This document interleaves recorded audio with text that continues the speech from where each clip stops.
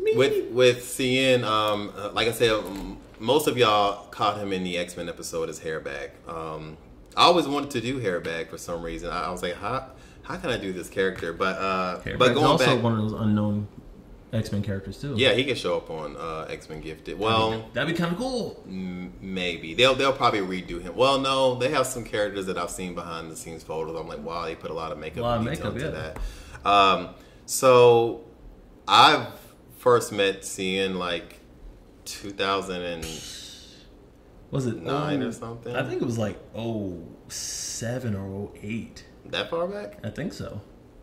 Was our first meeting for Fighting Angels, or was it for something else? Our first meeting was for Fighting Angels. Okay. Javakis Java called me and was like, "You were looking for characters."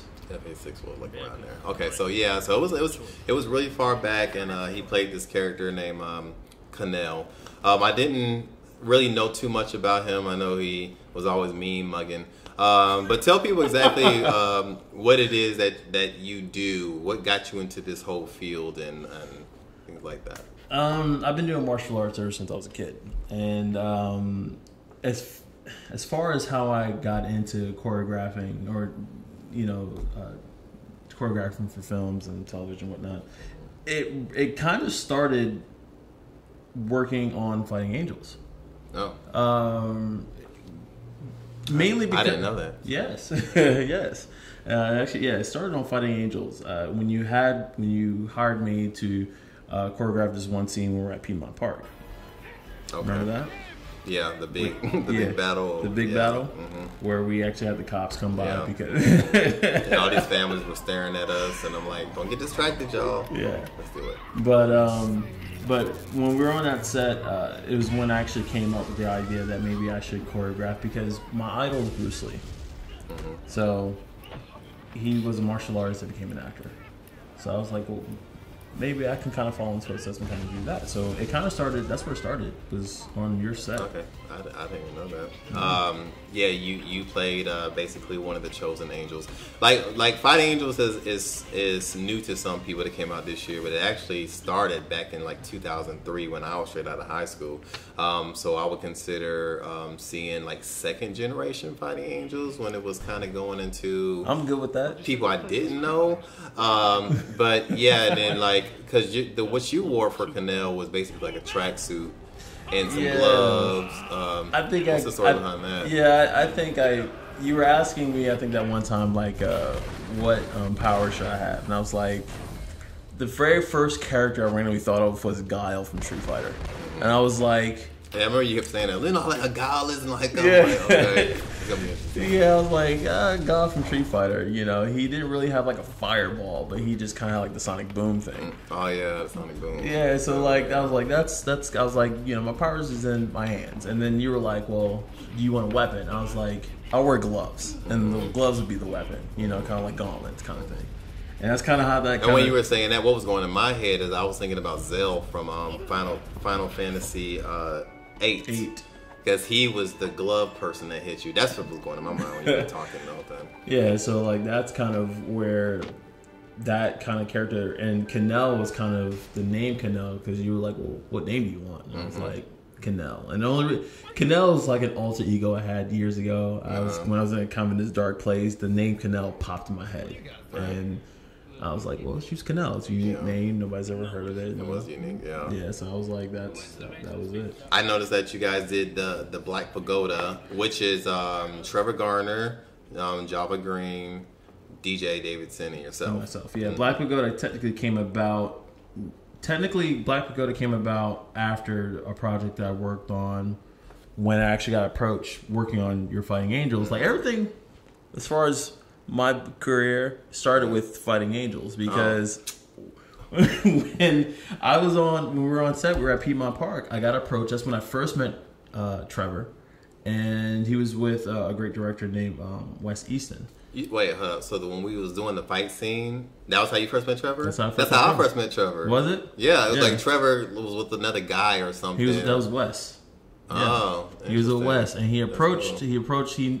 Trevor knew Java, I think, through either Lips Down on Dixie or one of the things. Yeah. But he saw us like going to choreography, and I got approached, and they were like, "Well, we're looking for choreographers for a film project," and then working, and that project happened to be Third Shift.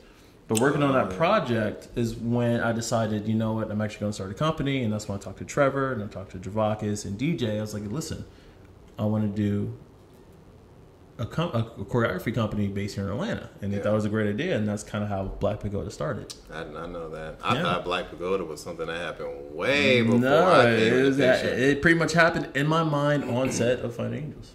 Oh, wow. That's very nice to hear how it all just connects. So then after starting that, like you said, you guys working on Third Shift, and Kumite? Was y'all doing Kumite that? came out, like a few years later. Yeah, we did a movie called Kumite. Now, unfortunately, Kumite and Third Shift actually never got released. Yeah. Kumite trailer. One of those. Yeah. Well, Third Shift, there were some changes that the director wanted to do as far as the beginning of it, and then somehow lost funding, and then that just kind of never got released. And then as far as Kumite, I don't know what happened with that one. The trailer technically is still on YouTube. Yeah, the trailer. It's actually on my old It's actually on my personal. Kumite YouTube. is the fighting movie, and then Third Shift is where DJ had all that crazy makeup on. Yeah, right? Third Shift was a lot like the description I was given was kind of a lot like Hellboy. Kind of like atmosphere, kind of feel as far as like things that go bump in the night. They should at least release some of that footage. Or I want to see some of it because it was actually Third Shift was technically the first film that Black Pagoda did. Yeah. That Black Pagoda was choreographed. Oh, so y'all choreographed the whole thing? Yes, choreographed the whole thing from beginning to end. It was actually the very first time that I've done any kind of choreography with weapons because I've never done like guns and stuff like that. So I've never done that. But it looked pretty high quality. I've seen some of the dailies, but like I want to see the finished project. Yeah, or at least just some of the shots that we did because I saw like either that he just won't let you have it. Like, do I have to do what I did with John Prue and be like, look, I can just. I don't know. From last I heard, was Wes didn't have a problem selling it. Mm-hmm. Like apparently he still has it or on a hard drive somewhere. Yeah. And last I heard is like he wanted like $3,000 for it or something like that. So like I mean he can't possibly still want that much money now because the way formats is with video, that format it's got to be old. It's probably like a 480p movie. Yeah, it's pretty old. Like we did Third Shift. It took literally almost a year to make, but we did because I know we went through like winter and summer kind of thing. Mm-hmm. But Third Shift, we did Third Shift back in early 2000s. So so like the format has to be old. Next up was Star Wars Blackout, which you can catch on the channel. How did that project come about? What's funny, that project, I was actually where we were working on Third Shift, actually. And we were actually in Carrollton, Georgia. Carrollton, by the way, gave us free reign of downtown, their square. It was awesome. But we were kind of relaxing. I think we were in between shots. And we were just talking about the Star Wars fan films that were out at the time. And we were talking about some good ones, some crappy ones, some of the ones that were they were trying to do is like canon kind of thing. Mm-hmm. And my thought process was, popped in my head, why did any fan film ever do a martial arts driven Star Wars movie? I mean, because a lot of times whenever I do see any kind of martial arts, it's very little and it's always with Darth Maul type character. And I think it's because of Ray Park, did a little bit of martial arts in Phantom Menace. So I was like, I don't understand why nobody's done a full out martial arts film Star Wars related. And generally, whenever I do see any kind of martial arts, it's usually guys in jeans and a t-shirt just kind of doing stuff with lightsabers. Right. And it wasn't really a Star Wars movie. It was just a fight sequence with lightsabers. It had a lot of people of color in it, too. Yeah. Which was kind of different. So I said that, you know what? And I started writing Star Wars Blackout while I was working on Third Shift. And it took me about a year and a half to actually get a good script written out. And then... So you wrote it. I wrote it. I was the assistant director, and I was lead choreographer. I was the head choreographer for the film. John Prue, JP, got him to direct it. He actually agreed to direct it, and I'm not sure. I know Emoto Harvey also was one of the photographers. I don't believe she was the director of photography. No, sorry, Jay Noor. I don't know why I forgot. Sorry, Jay. Jay Noor was actually the director of photography for that movie. Okay. Yeah, it was. So then it was supposed to be released, but then it didn't. Yeah. I forgot why it didn't though. There was a lot of issues. Not issues, but there was a lot of issues going on with that movie. There was a lot of like, what was the main issue though? I think there were some creative differences. There were between me and, like, not necessarily me and JP. We were kind of on the same page, but our editor at the time didn't agree with the way the film was cut for some reason. Like, he felt that certain scenes should be cut out, and in my opinion, the scenes he wanted to remove were one of the best scenes in the movie. Yeah. So it kind of, again, John Prue's a director, so I think things happen, and he wanted to get really, really busy. Just everybody that worked on the project worked for free. I fed them, but they worked. Nobody got paid for it. I financed everything I could as far as costuming. I put all the money into it with the help of a lot of my guys, Trevor, Java, DJ, and I think what happened was it just kind of fell through the cracks. Our editor at the time wound up getting a project that he was getting paid for, so he kind of just left it alone. And I think John Prue just couldn't deal with a lot of it because it was too much work, and then Plus, that was his first fan film too, right? I believe so. Yeah. I believe that was his first fan film. I remember he was telling me, he's like, I'm never doing fan films. Yeah, I think that was his first fan film, and so I think it was just a lot of work, and then it just kind of fell through the cracks, and I didn't follow up on it. Actually, I want to. Did I move around that time? Yeah, I kind of, because as far as JP was my director, I was kind of thinking that he's got everything, because he does a lot of things that he took care of that I didn't even know we had, like certain locations I knew nothing about, and I'm like, oh, we got this location, cool. It was some pretty cool locations in that movie, and I'm just like, where the hell did they find the dojo and was it like a pagoda? Is that what you call it? It was a Taoist temple. Actually, it's not far from. It's off of South Boulevard. I think I've seen it before, because I was like, is that the place from? No, it's probably not. And I just kept driving. And I wanted to take a picture of it. So I remember when I went to John Prue's place. I forgot why I went there, but he was showing me some stuff from it, and he was just like, I'm gonna toss it. I was like, I'm not gonna release this. It's just too much. And I was like, no. I was like, I can finish this for you. He's like, for real? He was like, cause you can't. He's like, you can do whatever you want with this movie. I don't care. And I was like, no, this is gonna be pretty cool. And I had to go through the movie to first see if I even still knew these people. I was like, okay, I know him. Yeah, this would be easy to fix. And I just remember just editing it, and I had to talk to you. I think the most. Yeah, I was actually very surprised that I got a communication from you, because I was in Tampa at the time, and I was. Oh yeah. I was really surprised. You were like, hey, so I got Star Wars from JP. I was like, what? Oh, you didn't even know? Yeah, I didn't even know. Like he didn't tell me. I didn't even know, and I was like, you're like, I'm going to finish it. I'm like, dope. Yeah. I was like, because I was trying to reach out to Trevor. I think Trevor was a producer on that thing too, yes, right? He was, yeah, but I think Trevor was too busy, and I was like, okay, this is going to be much harder if I don't have a lot of information, because even Prue couldn't answer a lot of things, and I was like, okay. That's because a lot of it was in my head. So like a lot of the creative stuff is in my head, and I think that's part of the reason why, because it was hard to. It was my very first time. Actually, yeah, this is my very first time writing a script. Yeah. So like, a lot of it was in my head, and a lot of it wasn't on paper. So like, and then on top of that, we didn't really have a whole lot of pre-production meeting. It was actually our first time, again, doing the fan film. So we didn't really have a pre-production meeting. We didn't go over the tone of the film. We didn't really go over that stuff. I just kind of said what I wanted to do as far as my vision, and he did his best. And I felt that he did a great job as far as what we did with it. Now, unfortunately, I don't know if you know this. I think actually you do, because I said that there's some shots that were missing. There were some shots that were completely removed or missing from the film. I wouldn't have saw? No, I don't think you got it. I think whatever files that he gave you was it, and I think there was a whole other. Well, I know the visual effects guy. He had extra footage. Yeah. But was that the same guy you're talking about? I don't know who had the footage. To be honest, I know there was a footage that we shot of that. The last person I knew that had it was our original editor. I don't want to say his name, but our original editor. He was the last person I knew that had it.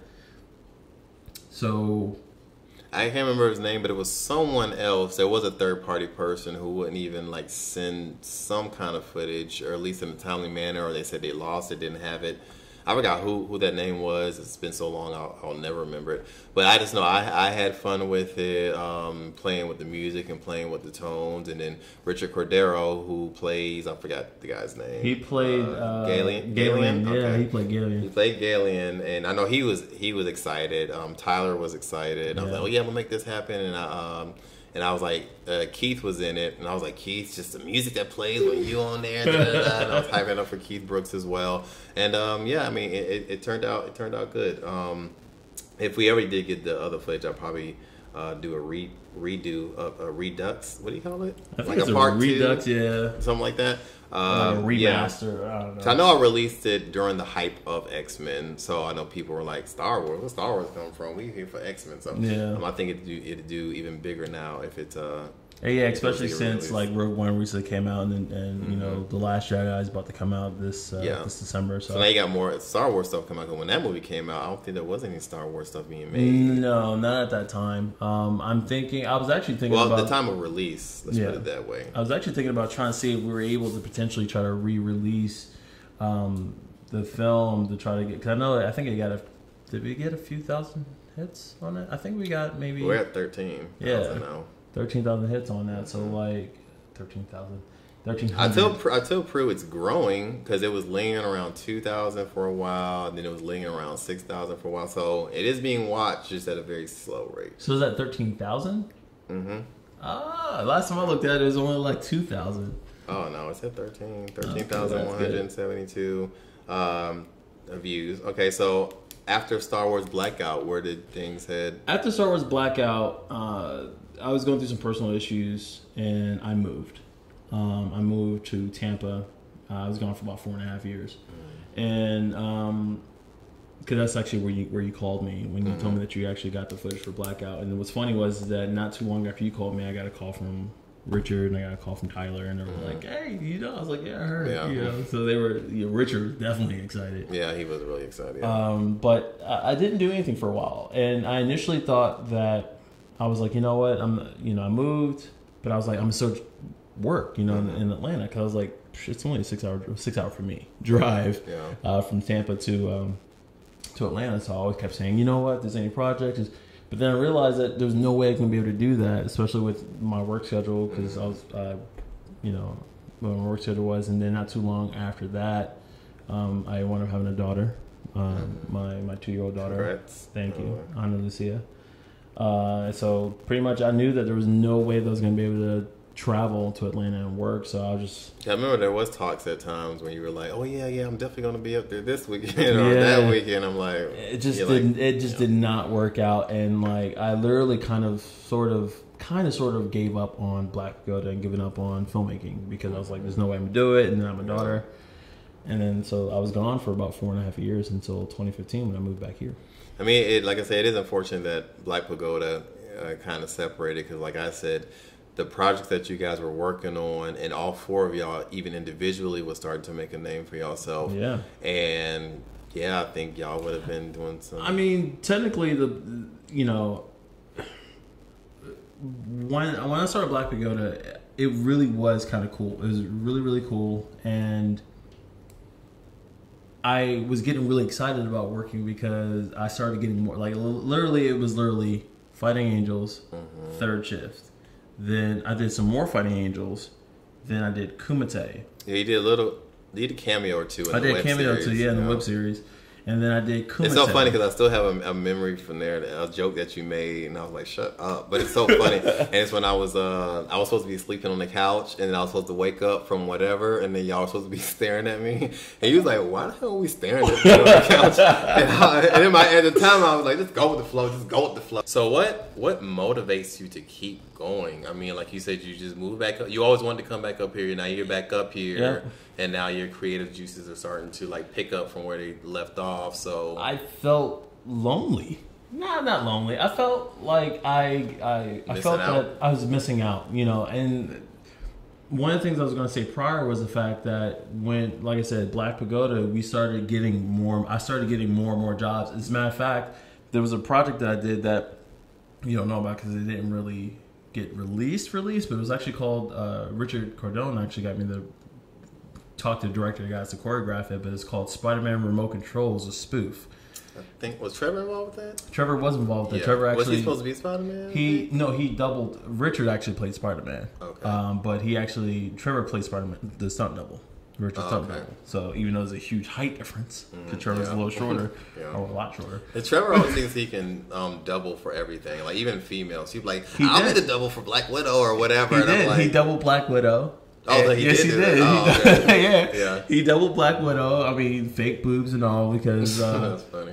The actress who played Black Widow, she had big boobs and big chest, and so we had to make sure. I got a photo of it on Black Widow. I believe I have a photo on Black Widow's website of Trevor getting in his Black Widow outfit no, sorry, I don't know why I said Black Widow. Black Cat. Excuse me. Sorry about that. Okay. But I just do Black Widow. Yeah, no, Black Cat. You know, he had to stuff his bra, and they had to make sure that the sizes were right. But yeah, he doubled for Spider-Man and Black Cat, and we did that project. I was actually technically Did it ever come out? Some of the footage. The movie I don't think ever came out, but I believe some of the footage is still on the the director's website. Y'all have a track record of working on projects. Well, see, you know, I said the same thing, but this is also what I said too. You know how many movies in Hollywood that are made that aren't released? Yeah. That's why I keep thinking. I was like, well, there are a lot of movies that Hollywood make that were not released. Yeah, but that's different companies with different actors. But your track record for y'all is like. But it's not my fault. It's not. Yeah, I'm saying it's not your fault. It's just that string of. It just so happens. Yeah, I mean, Third Shift never came out. Kumite never came out.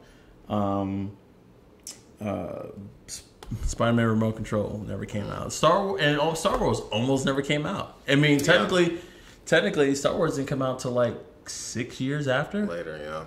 Like 6 years after it wrapped, it didn't get released, so that almost didn't come out. So like, yeah, and it does make it hard for my company to, I was talking about this to Javakis the other day. I was like, you know what, I want to go ahead and get a film reel put together. That way I can kind of get Black Pagoda's name out more. Yeah. Since I decided to resurgence that, which I'll talk about that in a minute. But I told him that I want to get some footage, but unfortunately a lot of footage we can't get. And a lot of footage is usually either just trailers that were released or whatever little pictures that I'm able to find, you know.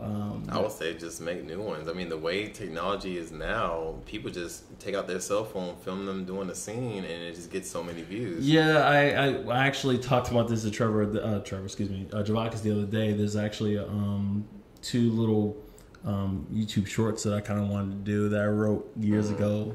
It's called Snack Cake Showdown. Okay. And Snack Cake Showdown's about... yeah. Did I ever tell you about that? Yeah, I think you mentioned it on the phone when you were talking about the new projects you were trying to do. Yeah. Like Snack Cake Showdown pretty much was about me and Javakis playing video games, and we're fighting over a Twinkie. The last you Twinkie didn't tell in me the that box. Specific one. Oh, no? Yeah. Yeah, we're fighting over the last Twinkie in the box, and it's a little fight sequence, and then like we had it to where DJ after like we would smash a Twinkies all destroyed, and we don't know what to do now, and then DJ walks in, he just so happens to be eating a Twinkie, and he has one left. So then like part 2 would have been us fighting DJ for that one last Twinkie. So I know you also was thinking about doing funny skits at one point too. I kind of still do. I'm currently doing that now, trying to kind of get my own little personal thing going. I have a YouTube channel that's called Judo Chop, And the reason why it's called Judo Chop is actually my nickname that some of my friends gave me because they didn't really know my name at the time. They just knew I knew martial arts, so they started calling me Judo Chop. But I do skits on that. So what drives you to keep going? Like I said, you came back up here. You kind of like, I mean, things are a lot different now from when you left. Everybody's gone. What's keeping you? Me being in Atlanta. Motivated? Me being in Atlanta, like. I've always still wanted to work on film. Either way, I still want to work on film. And when I see all these big films being shot here in Atlanta, I mean, Guardians of the Galaxy, a lot of it was shot here in Atlanta. All the Marvel stuff. All the Marvel stuff is being shot here in Atlanta. So I'm like, Atlanta's starting to become the next Hollywood, which Trevor said it was like 10 years ago. Trevor said that it was going to be like the next thing on, and Atlanta was going to be the next Hollywood. And I was like, I'm here and I need to take advantage. So I did try when I first came back. I tried to get in contact with everybody that worked with you, Trevor. I'm trying to get in contact with Keith, and all these people, so I can get back in the business. Right. And really, what drives me is the fact that I felt like I gave up. The 4.5 years that I was gone, I felt like that everything was kind of going downhill, and I just kind of gave up. And me thinking back on it, I regret it. As I told you before, before we started recording that. Yeah. I regret leaving, because, I felt that Black Pagoda was really starting to roll with projects, even though, like you said, some of it didn't come out, but Black Pagoda was really starting to roll with projects, and then I just left. So I feel bad with people that I work with. It was, I left really abrupt. I felt like Georgia was the cursed state for me at the time, and I was like, I need to go. People feel like that all the time. You feel like that. I need to go, and I left. So I mean, I understand where you've been. I mean, even when I got deployed to Kuwait, and it was just like, I just met all these cool people, and I can't do anything, and it's just like, y'all found a way back to Atlanta. It's just that I think what you have to figure out is, the game has changed now. Yeah. We have these young bucks now who are doing the martial arts stuff, or people who used to be in our circle either doesn't want to do this no more, or they need motivation to come back in too. Yeah. So just keep. All of us are always interested. Some people just need more of a come on, we got to do this now. We're kicking than the butt. Other people. Yeah. And we're more adults now too. Back then, we didn't have responsibilities back then. Our responsibilities were a little bit light. We're able to stop, what we're doing, and like, all right, we're gonna be doing a project for a couple of weekends. I'm down, that's. I mean, third shift, we shot that in Carrollton, which is like an hour and a half away from where we generally live, and like we literally leave for the entire weekend. We're down there the entire weekend. We slept down there. We didn't really have much responsibility back then. Now, I'll be 35 this year. And that's another thing too. That's another one of my motivation is age. I'm not getting any younger. I'm still young, but I'm not getting any younger. And I was like, and I feel I've always had this thing to where I had a deadline for everything that I did, as far as martial arts, as far as things I wanted to do with martial arts. It's like I want to do this before I'm this age. I want to do this before I'm this age. I want to be in the business before I hit 40. Now, there's a lot of actors and a lot of producers that actually didn't really get their break in the filmmaking until they were in like their 40s or 50 years of age. So I feel like I still have time, but not that much. Well, I mean, that's why my motivations are a little different. It's like, because some people do get confused at my motivation, because they're like, is he doing this for real? Is he doing this for play? Is he trying to get into Hollywood? Is it just for YouTube? And I say I'm just having fun. I have fun because that age when I'm just too old and I can't do nothing, I can look at all this stuff and say, man, look at all that fun that I had, and then I have so much going on up here. I just express it through film, and it's just. I don't know. I'm not ready to be old yet. Neither am I. That's why I'm like, I think I want to get back to work. That's the first thing that I said when I made the decision that I was coming back. It was literally, I was literally sitting in my bed, and I'm like, when I get back to Atlanta, I'm going back to work. That's the first thing that says I'm going back to work. So as soon as I got back, I started contacting everybody. I was like, hey, just let you know, I'm back in town. So Uncanny X-Men as Hairbag. Was that the last thing you did, or you did some other stuff after that? Technically, that was when I got back, that was the last. First project I did was Hairbag for you. Hairbag is a character from the X-Men comics. He wasn't that famous. Actually, he's mostly known for being in the Nasty Boys, which was ran by Mr. Sinister. So I thought, I love the Nasty Boys, and I also wanted you to be in the show, because I'm like, everybody and their mama has been a part of the X-Men show that I know, and then you came back up here, and I'm like, this would kind of suck if this show ended and you wasn't even a part of it. I'm still trying to get DJ in it. Yeah. Remember the guy who had the long break? That was supposed to be DJ. Oh yeah. Yeah, and but DJ had to go out that weekend. So I'm like, so now I mean, the show's ended now, but I don't think I can get DJ in there now. But I was like, yeah, we got to get you in there. What character is that? Can a black guy play that's left? Okay, I mean, the only thing we got left that can fit in with this is Hairbag, and you came out, yeah, and we did our thing at the parking garage, and it was good to have like that reunion sort. Yeah, it felt good. To me, I was like, in my head, I'm like, yes, I'm back working again. Yeah, you know, and I'm like, you know, that's kind of it felt good, and I'm like, this is the motivation I needed when I got back, because I felt that if I didn't gain. Did you even know anyone on set? Was I the only one that was? You were the only one on set that I knew. Yep, I didn't meet anybody else prior to that. Well, it's been very fun and interesting talking to you, because I know I've learned a few things that I didn't even know about, which is cool. Same here. So what projects are you really going to invest in upcoming? What's everything that you have in the works? As I said earlier, I got a film project I'm working on called Divine Fist that's currently in pre-production. The kind of things got put on hold because of location issues, mainly location issues, and rehearsal. I'm trying to look for a place that I can actually rehearse the choreography on. But Divine Fist is coming out. It's actually it's a martial arts film that's a tribute to the Shaw Brothers. The Shaw Brothers was actually one of the pioneers of the old, like, people say the chop sake, most Americans say chop sake kung fu films, the whole, dubbing with the English, with the British actors dubbing over there. It's like when you talk, like, in the words are still going. Yeah, so the Shaw Brothers, so when martial arts films came to the U.S., the Shaw Brothers films is pretty much the movies that came out. They have over like 200 films that they've done. They're technically still doing movies today, but we're doing a tribute to the Shaw Brothers, and technically this film is going to be, it's going to look and feel exactly like that. Anyway, but hopefully he'll tag my Facebook. And it'll be on it'll be in the description and all that stuff. So, well, thanks for joining us, and no problem. And you'll be by next time. Yeah, thanks for having me on. I appreciate it.